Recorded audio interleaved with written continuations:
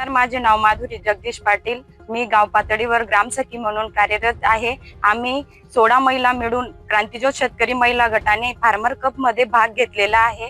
आम्ही प्रत्येकाच्या शेतात जाऊन अर्जी-पडजीने कामे करतो. जसे की लागवड आम्ही एकत्रित केली, परत आम्ही निंदणी एकत्रित केली, फवारणी एकत्रित केली, त्यानंतर आम्ही मटेरियल सुद्धा एकत्रित दिलेलं आहे आणि एकत्रित खरेदी सुद्धा केलेली आहे. लागवडीला आम्हाला 1,10,000 ची मदत झाली. नमस्कार, आम्ही क्रांतिज्योत महिला गट शेतकरी गट बोलतोय. आम्ही फार्मर कप मध्ये सहभाग घेतलेला आहे.